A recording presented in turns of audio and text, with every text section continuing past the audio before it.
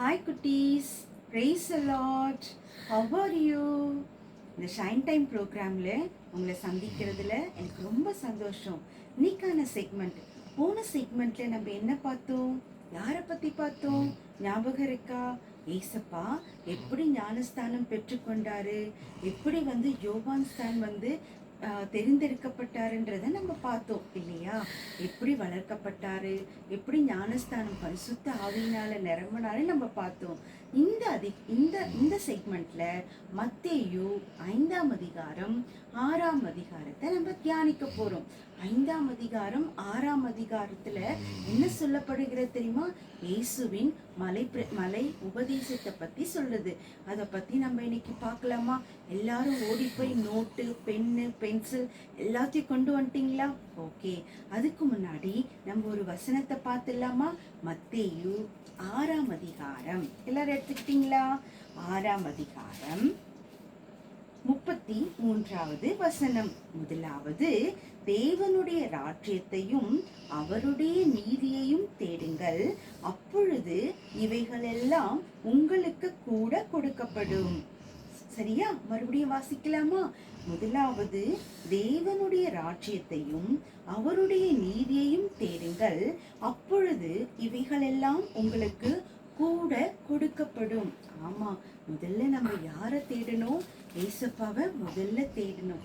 ஏசப்பா ஞானஸ்தானம் பெற்றுக்கொண்டு என்ன பண்ணார் தெரியுமா? ஏசப்பா கலிலியா முழுவதும், அது மட்டும் இல்ல, சீரியா நாடு முழுவதும் என்ன பண்ணாரு?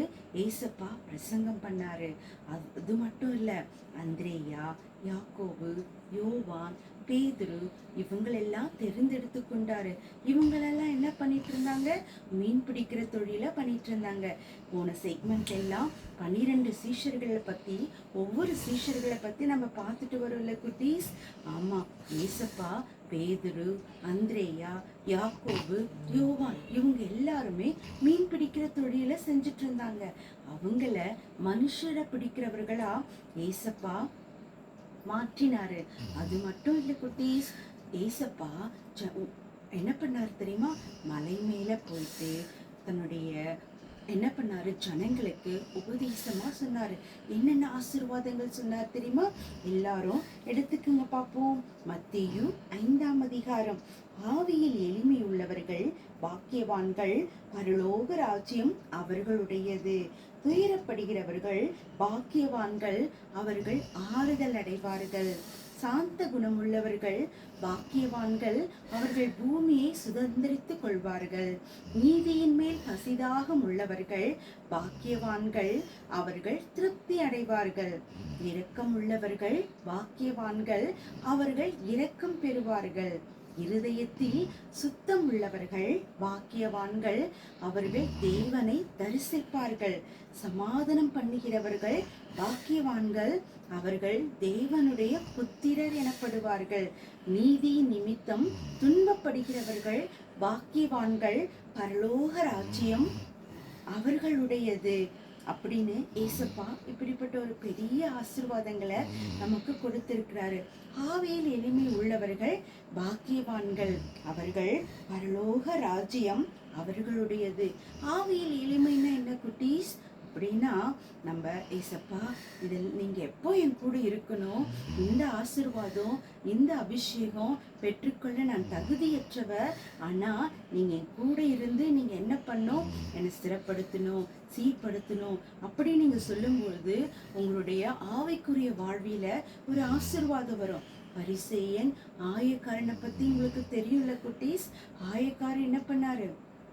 பரிசேயன் என்ன பண்ணாரு? தன் ஆவியில எளிமை உள்ளவர்களா யாரா இருந்தாங்க தெரியுமா? பரிசேயன் என்ன பண்ணாரு? தான் செஞ்ச எல்லா வேலைகளையும் காணிக்கையா ஏசப்பா கிட்ட கொண்டு வந்து ஏசப்பா கிட்ட ஜெபம் பண்ணும்போது தன் பெருமையினால என்ன ஆச்சு? அவருடைய கண்கள் குருடாக்கப்பட்டது. ஆவியில எளிமை இல்லை. ஆனா ஆயக்காரன் என்ன பண்ணார் தெரியுமா? ஆவியில எளிமையா இருந்து தான் செஞ்ச வேலைகள் எல்லாவற்றையும் விட்டுட்டு கூட என்ன பண்ணாரு? ஏசப்பா, ஆவியாக என் மீது இரக்கமாயிரும். அப்போ ஆவியில நம்ம எப்படி இருக்கணும்? இரக்கம், அதாவது எளிமையா இருக்கணும். அப்படி இருக்கும் பொழுது அதாவது நம்ம எதுக்கு உரியது, பரலோக ராஜ்யம் அவர்களுடையதுன்னு ஏசப்பா சொல்றாரு. அப்ப முதல்ல நம்ம யாரை தேடணும்? ஏசப்பாவை தேடணும். அது மட்டும் இல்ல குட்டீஸ், சாந்த குணமுள்ளவர்கள் பாக்கியவான்கள். சாந்த குணம்னா என்னது? ரொம்ப பொறுமையா இருப்பாங்க, அமைதியா இருப்பாங்க. நீங்க அமைதியான பிள்ளை தானே? அமைதியான பிள்ளை மட்டும் இல்ல, கீழ்ப்படுகிற பிள்ளைங்க தானே? அப்படி இல்லைன்னா நீங்க என்ன பண்ணும்? சாந்த குணமுள்ளவங்களா மாறிடணும். சரியா குட்டீஸ்? அவங்களாம் என்ன பண்ணுவாங்க? இந்த பூமியை சுதந்திரித்து கொள்வார்கள் அப்படின்னு ஈசப்பா சொல்றாரு. அது மட்டும் இல்ல, நீதியின் மேல் பசிதாகம் உள்ளவர்கள் பாக்கியவான்கள், இரக்கம் உள்ளவர்கள் பாக்கியவான்கள். நீங்க உங்க ஃப்ரெண்ட்ஸ் கிட்ட நீங்க என்ன பண்ணலாம்? உங்ககிட்ட ஏதாவது ஒரு உதவி வந்து கேட்கும்போது நீங்க என்ன பண்ணணும்? அவங்களுக்கு இறங்கணும், தயவு பண்ணணும். அப்படி பண்ணீங்கன்னா அது ஏசப்பாவுக்கு பிரியமானதா இருக்கும். நீங்க இரக்கம் உள்ளவர்களா இருந்தீங்கன்னா ஏசப்பா என்ன சொல்றாரு? நீங்க பாக்கியவான்கள், நீங்க எல்லாம் பாக்கியவான்களா இருப்பீங்க குட்டீஸ். அது மட்டும் இல்ல, இருதயத்துல சுத்தம் உள்ளவர்கள் பாக்கியவான்கள். இருதயத்துல சுத்தம் உள்ளவர்கள் பாக்கியவான்கள் என்ன? நம்ம பொய்யான பொய்கள் பேசக்கூடாது. அது மட்டும் இல்ல குட்டீஸ், களவு செய்யக்கூடாது, கீழ்ப்படியாம இருக்கக்கூடாது. எல்லா காரியத்திலையும் நம்ம பரிசுத்தமா வச்சுக்கணும். நம்ம இருதயத்துல ஏதாவது கள்ள கபடமற்றவர்களா இருக்கணும். குழந்தைங்க, நீங்க அப்படித்தானே இருப்பீங்க. சில காரியங்களை நம்ம என்ன பண்ணுவோம்? கீழ்ப்படியாம இருப்போம். அதனால நம்ம என்ன பண்ணுவோம்? உடனே ஏசப்பா கிட்ட மன்னிப்பு கேட்டு, ஏசப்பா இந்த காரியத்துல எனக்கு ஒரு விடுதலை தாங்க, இந்த காரியத்துல எனக்கு ஒரு அற்புதம் செய்யுங்க நீங்க கேட்டு பாருங்க குட்டீஸ். ஏசப்பா நிச்சயமா உங்களுக்கு ஒரு உதவி செய்வாரு. சரியா? அது மட்டும் இல்ல, சமாதானம் பண்ணுகிறவர்கள் பாக்கியவான்கள், அவர்கள் தேவனுடைய புத்திரர் எனப்படுவார். நீங்க ஏசப்பாவுடைய பிள்ளைங்கள் தானே? ஏன்னா நீங்க சண்டை போட்டீங்கன்னா என்ன பண்ணணும்? உடனே சமாதானம் ஆயிடணும். உங்களுக்கு ஒருத்தர் மேல கசப்பு இருந்தா நீங்க என்ன பண்ணும்? உடனே சமாதானம் ஆயிடணும். சரியா குட்டீஸ்? அப்ப நீங்க சமாதானம் பண்ணுகிறவர்களா இருந்தீங்கன்னா நீங்க யாரு? கரெக்ட், தேவனுடைய புத்திரர் எனப்படுவர். இப்படி ஏசப்பா இப்படி ஒரு பெரிய ஆசீர்வாதங்களை நமக்கு கொடுக்கிறாரு. அது மட்டும் இல்ல குட்டீஸ், என் நிமித்தம் உன்னை நிந்தித்து துன்பப்படுத்தி பலவிதமான தீமையான மொழிகளை உங்கள் பேரில் பொய்யாய் சொல்வார்களானால் பாக்கியவான்களா இருப்பீர்கள். நீங்க ஏசப்பாக்காக சுவிசேஷம் சொல்லும் போது உங்களை யாருன்னா திட்டுறாங்களா? இல்ல, நீ எப்ப பார்த்தாலும் ப்ரேயர் பண்ற, எப்ப பார்த்தாலும் செபிக்கிற, எப்ப பார்த்தாலும் பைபிள் கையுமா இருக்கிற உங்க ஃப்ரெண்ட்ஸு கேலி பண்றாங்களா? நீங்க பாக்கியவான்கள். ஏன்னா எத்தனை தீமையான மொழிகளை உங்களை கசந்து கொண்டாலும் நீங்க எப்படிப்பட்ட பிள்ளைங்கள்? பாக்கியவான்களா இருப்பீங்க. அப்போ நீங்க சந்தோஷப்பட்டு களி கூறணும் குட்டீஸ். உங்களுடைய பேர் எங்க இருக்குன்னா பரலோகத்துல ஜீவ புஸ்தகத்துல இருக்கும். சரியா? அது மட்டும் இல்ல, உங்க சகோதரர்கிட்ட நீங்க என்ன பண்ணக்கூடாது? ஏசப்பா சொல்றாரு, நான் உங்களுக்கு சொல்லுகிறேன், தன் சகோதரி நியாயமில்லாமல் கோபித்துக் கொள்ளுபவன் நியாய தீர்ப்புக்கு ஏதுவாயிருப்பான். தன் சகோதரனை வீண் என்று சொல்லுகிறவன் ஆலோசனை சங்க தீர்ப்புக்கு ஏதுவாயிருப்பான். மூடனே என்று சொல்லுகிறவன் எரி நரகத்துக்கு ஏதுவாயிருப்பான். குட்டீஸ், உங்க பிரதர்ஸ் சிஸ்டர்ஸு நீங்க என்ன சொல்லக்கூடாது? அப்பா, இவன் எதுக்குமே லாக்கி இல்லை, இவனுக்கு ஒண்ணுமே தெரியாது அப்படின்னு எல்லாம் சொல்லக்கூடாது. அப்படி நீங்க சொன்னீங்கன்னா நீங்க சர்ச்சுக்கு போய் காணிக்க போட்டா கூட ஏசப்பா என்ன பண்ண மாட்டாரு? அங்கீகரிக்க மாட்டாரு. உங்க பிரதர்ஸ் சிஸ்டர்ஸை இனிமேட்டு நீங்க என்ன சொல்லக்கூடாது? உனக்கு ஒண்ணுமே தெரியாது, இதெல்லாம் தெரியவே தெரியாது, நீ ஒரு வேஸ்ட் அப்படின்னு உங்க பிரதரையோ சிஸ்டரையோ என்ன பண்ணக்கூடாது? எதுவுமே சொல்லக்கூடாது குட்டீஸ். சரியா? ஏசப்பாக்கு அது பிரியமே கிடையாது. சரியா? அது மட்டும் இல்ல, அவங்க மேல மன கசந்து இருந்துன்னா முதல்ல நீங்க என்ன பண்ணணும்? ஒப்புரவாகணும். அவங்க கிட்ட போய் சாரி கேட்கணும். சாரி, நான் இந்த விஷயத்துல உன்னை நான் கடுமையா திட்டேன், என்னை மன்னிச்சிடு தங்கச்சி அப்படின்னு நீங்க சொல்லணும். சரியா? இல்லைன்னா உங்க காணிக்க என்ன பண்ணாது? ஏற்றுக்கொள்ளப்பட முடியாது. அது மட்டும் இல்ல குட்டீஸ், நீங்க நிறைய முறை ஒரு பெரிய தப்பு பண்ணுவீங்க. என்னது? எப்ப பார்த்தாலும் ப்ராமிஸ்ன்னு சொல்வீங்க. கரெக்டா? அப்படி நீங்க ப்ராமிஸ் பண்ணவே கூடாது. எதெல்லாம் பண்ணக்கூடாது தெரியுமா? நான் உங்களுக்கு சொல்லுகிறேன், பரிசேதம் சத்தியம் பண்ண வேண்டாம், வானத்தின் பேரிலும் சத்தியம் பண்ண வேண்டாம், அது தேவனுடைய சிங்காசனம். இப்ப வானத்தின் பேர்ல மம்மி கிட்ட சொல்வீங்க, மம்மி ப்ராமிஸா மம்மி, என் மேலே ப்ராமிஸு, வானத்தின் மேலே ப்ராமிஸு அப்படியெல்லாம் நீங்கள் என்ன பண்ணக்கூடாதுன்னா ப்ராமிஸ்னே சொல்லக்கூடாது. அப்போ நீங்கள் ப்ராமிஸ் சொன்னீங்கன்னா, வானத்தின் பேரில் நீங்கள் ப்ராமிஸ் சொன்னீங்கன்னா, அது யாருடைய வீடு? சிங்காசனம். யாருடையது? தேவனுடைய சிங்காசனம். பூமி அவருடைய பாதப்படி, தன்னுடைய சிரசில் இருக்குது இல்லையா? உன் சிரசின் பேரில் உன் தலை மேலே வச்சு கூட நீ என்ன பண்ணக்கூடாது? சத்தியம் பண்ணக்கூடாது. அப்போ அந்த தலைமயிரில் இருக்கிற அந்த வெண்மையாகவும் கருப்பாகவும் உன்னால செய்ய முடியுமா? முடியாது. நீங்க சொல்லலாம், வெள்ளையாயிடுச்சுன்னா நான் கருப்பாக்கிடுவேன். எப்படி? டை அடிச்சு நான் பண்ணிடுவேன்னு சொல்வீங்களா? அப்படி இல்லை. அது இயற்கையாகவே உன்னால செய்ய முடியுமா? முடியாது இல்லையா? அதைத்தான் ஏசப்பா சொல்றாரு.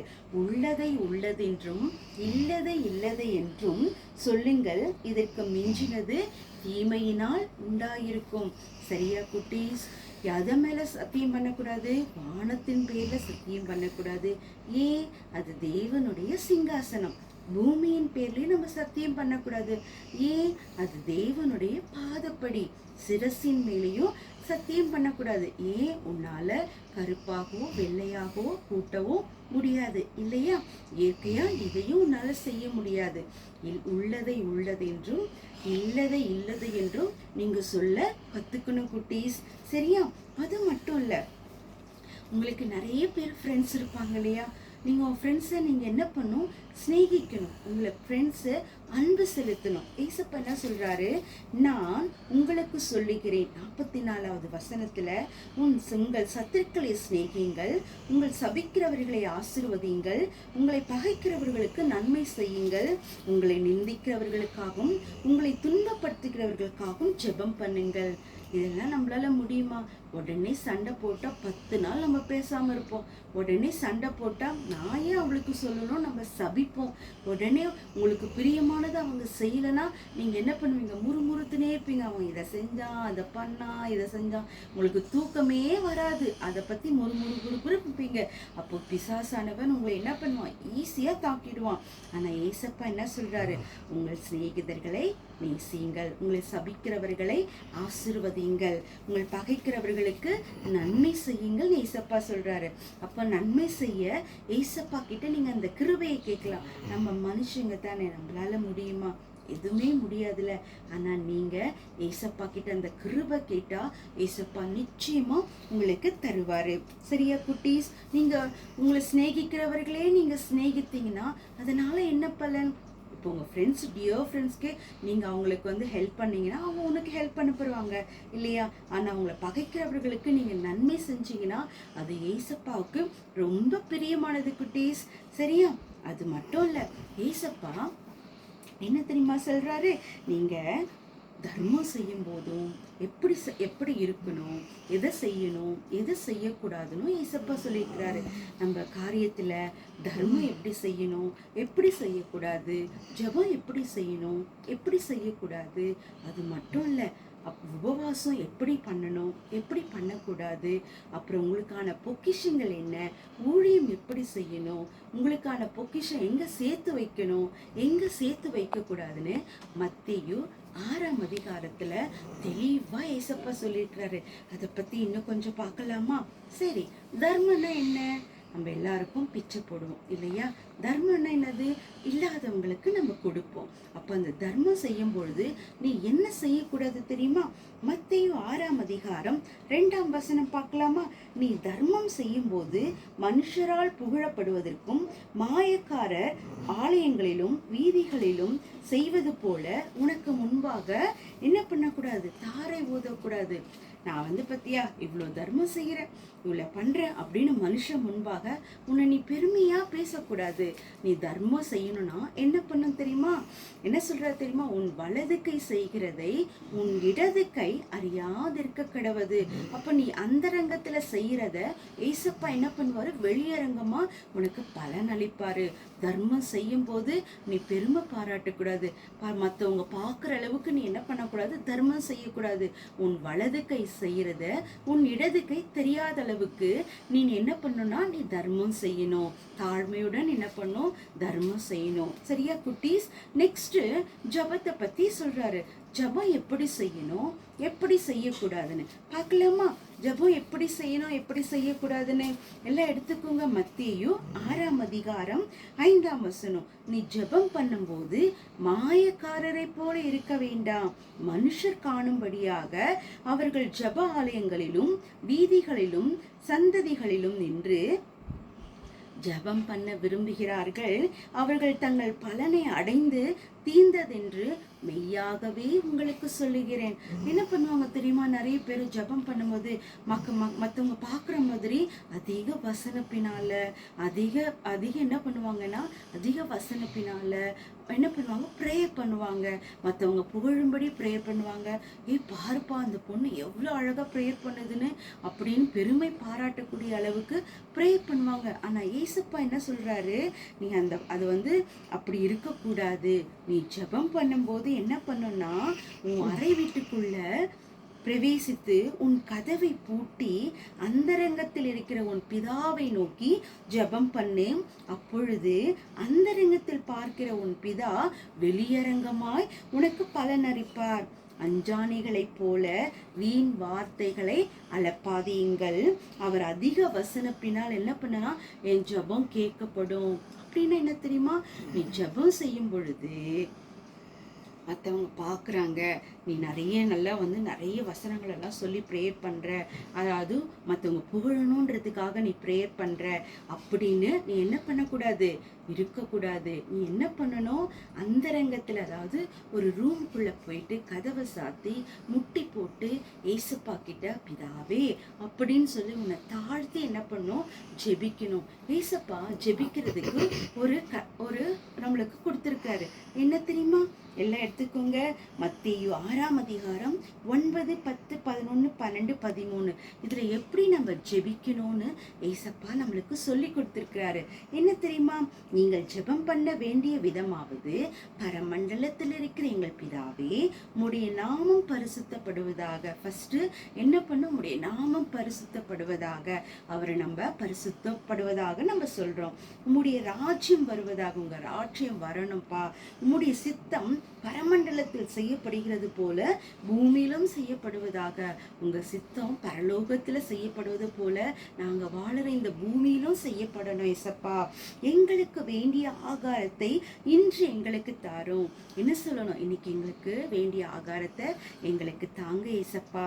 அது மட்டும் இல்ல, எங்கள் கடனாளிகளுக்கு நாங்கள் மன்னிக்கிறது போல எங்கள் கடன்களை எங்களுக்கு மன்னியும். நாங்க மற்றவங்களுடைய கடனை மன்னிக்கிறோம்ல ஏசப்பா, எங்க கடனையும் மன்னிங்க. எங்களை சோதனைக்குட்பட பண்ணாமல் தீமையிலிருந்து எங்களை ரட்சித்துக் கொள்ளும். எங்களுக்கு வருகிற எல்லா சோதனையிலிருந்தும் எங்களை காத்து கொள்ளுங்க ஏசப்பா. ராஜ்யமும் வல்லமையும் மகிமையும் என்றென்றைக்கும் முடியவைகளே. நம்ம இப்படி ஜெபிக்கும் பொழுது அது ஒரு முழுமையான ஜெபம். நீங்க அவசரமா ஏசப்பா இந்த நாளை ஆசீர்வதிங்க ஆமே அப்படின்னு என்ன பண்ணுவீங்க? நீங்க கடகடன்னு ஜெபிப்பீங்க. ஆனா அப்படி ஜெபிக்க கூடாது. நீங்க ஜெபிக்கும் பொழுது ஒரு அறை வீட்டுல பூட்டி முழங்கால் படியிட்டு தன்னை தாழ்த்தி இந்த ஜெபத்தை நீங்க பண்ணணும்னு ஏசப்பா சொல்றாரு. அடுத்தது 3வது காரியம் என்ன தெரியுமா? உபவாசம். உபவாசம் எப்படி இருக்கணும், எப்படி இருக்கக்கூடாதுன்னு ஏசப்பா நமக்கு சொல்லி கொடுத்துருக்காங்க குட்டீஸ். உபவாசம் நம்ம என்ன பண்ணுவோம்? முக வாடலா, மற்றவங்களுக்கு பெருமை பாராட்டக்கூட இன்னைக்கு நான் உபவாசம் இருக்கிறேன் அப்படின்னு நம்ம இருக்கவே கூடாது. உபவாசம் இருக்கும் பொழுது நம்ம என்ன செய்யணும் தெரியுமா? மத்தேயு 6ஆம் அதிகாரம் 16வது வசனம். நீங்கள் உபவாசிக்கும் பொழுது மாயக்காரரை போல முகவாடலா இராதேயுங்கள். அவர்கள் உபவாசிக்கிறதை மனுஷர் காணும் பொருட்டாக தங்கள் முகங்களை வாட பண்ணுகிறார்கள். அவர்கள் தங்கள் பலனை அடைந்தது தீர்ந்ததென்று மெய்யாகவே உங்களுக்கு சொல்லுகிறேன்.